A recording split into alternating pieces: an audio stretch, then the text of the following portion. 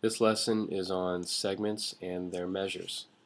First, let's look at this term on the left, coordinate. A coordinate is a location of a point on a number line.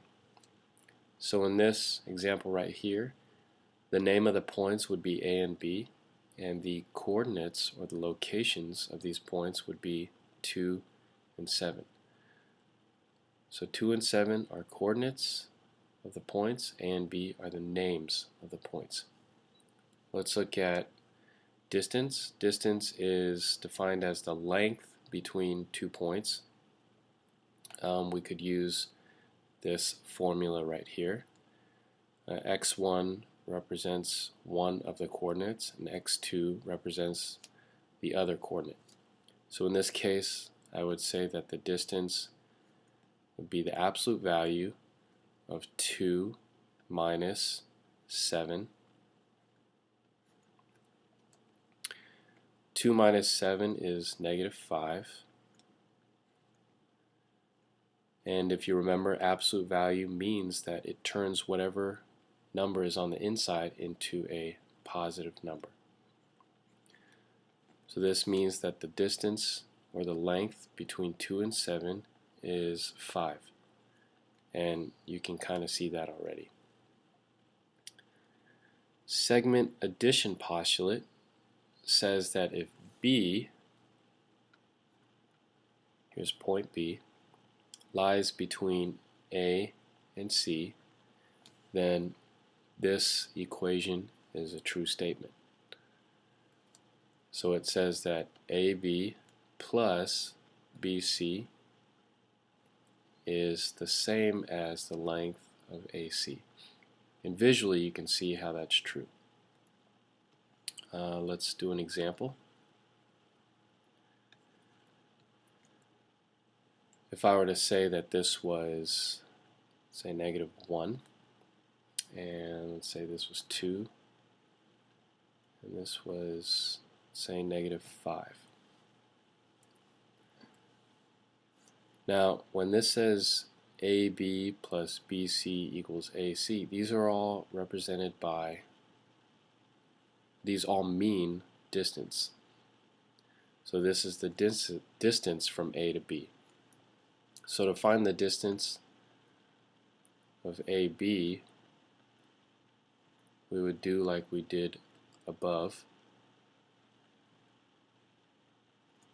So this is my negative 5 minus the second location, which is negative 1.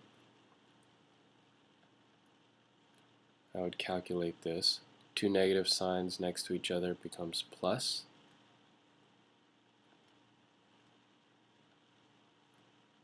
An absolute value makes it positive. So I know that the distance between A and B is 4.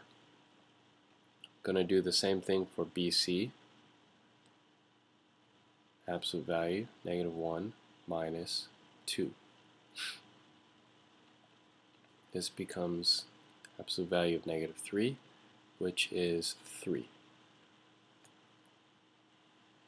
So that means if AB is 4 and BC is 3, then we know that the distance from A to C is 7. Finally, we have the distance formula. This is used in a coordinate plane.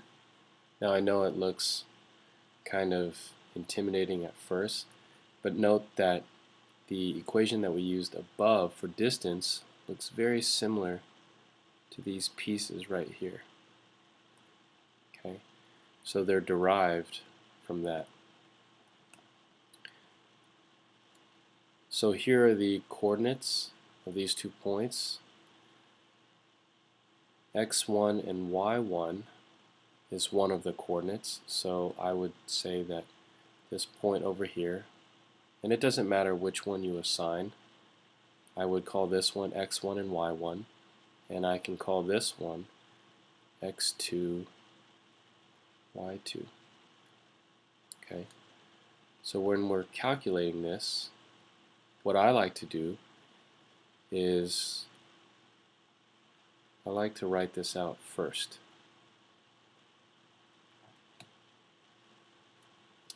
The next thing I like to do is write the x1 and the y1. So in this case, x1 is -3 and the y1 is 1, which is located right here in the formula. So here's my -3 and here's my 1. Then I like to write the x2 and the y2, which in this case is 2 and 3. So the x2 goes here, the y2 goes here, and finally, if you notice here, there's a minus sign between them, so I like to put that minus sign last. Now we can calculate. Using order of operations, we do everything that is in parentheses first. So -3 minus 2 is -5. 1 minus 3 is -2.